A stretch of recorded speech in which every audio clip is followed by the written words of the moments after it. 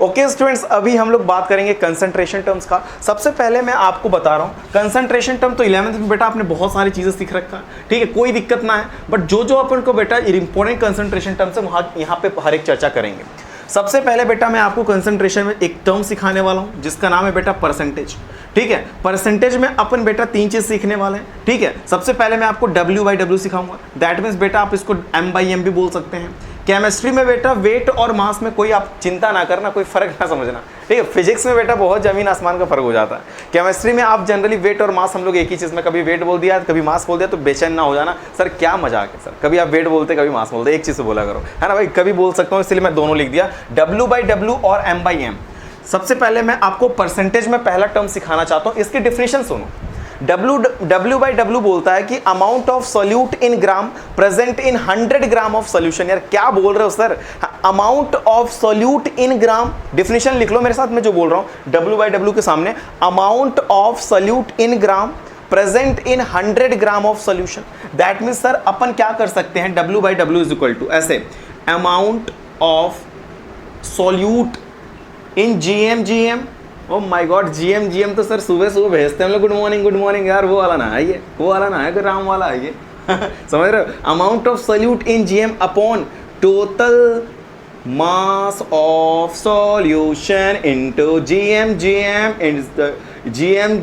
Into 100।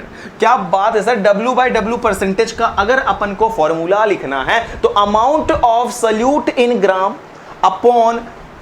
Upon total mass of solution in GM, दोनों बेटा GM में होना चाहिए, समझ रहे हो। 100 ग्राम सोल्यूशन में सोल्यूट कितना ग्राम प्रेजेंट है, दैट इज नोन एज बेटा जी W/W। क्या बात है सर, समझ में आ रहा है। अगर बेटा मैं आपको V/V परसेंटेज बताना का मेरा इच्छा हो जाए तो कुछ ना करना, इसको मैं चेंज करूंगा, मैं इस बार बोलूंगा कि amount of solute in ml present in 100 ml of solution. क्या बात है सर, है ना। सोल्यूट भी ml में होगा, सोल्यूशन भी ml में होगा, तो V/V होगा, एंड W/W में बेटा सोल्यूट ग्राम में होगा और सोल्यूशन भी ग्राम में होगा।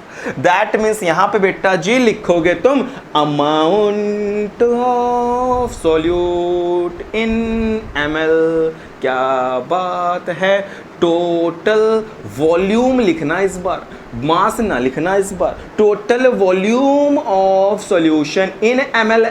क्या बात है सर, इनटू 100 कर लेना बेटा, परसेंटेज का मामलो चल रहा है ना। चलो सी में बेटा जी मैं आपको W/V परसेंटेज सिखाने वाला हूं, W/V परसेंटेज सिखाने वाला हूं। सर ये W/V का मतलब क्या है कि सोल्यूट बेटा जी ग्राम में होना चाहिए, है ना, एंड मास वॉल्यूम आपका ml में है, मतलब नहीं सॉल्यूशन आपका ml में है, सॉल्यूशन बेटा ml में होना चाहिए, सॉल्यूट बेटा ग्राम में होना चाहिए।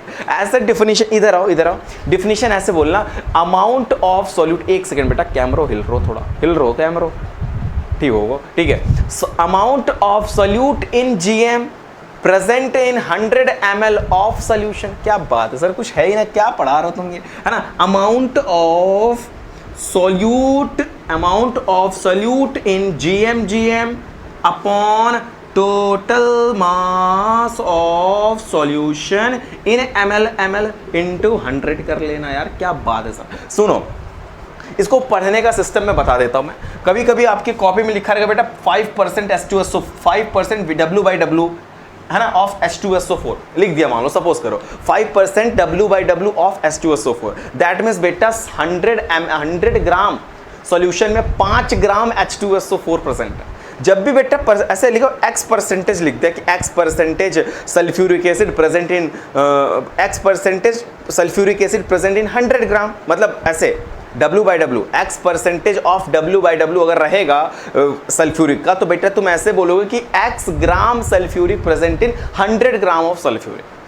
X परसेंटेज ml में बोलते, मतलब V/V बोलते ऑफ H2SO4, तो तुम बोलोगे कि X ml of H2SO4 present in 100 ml of solution.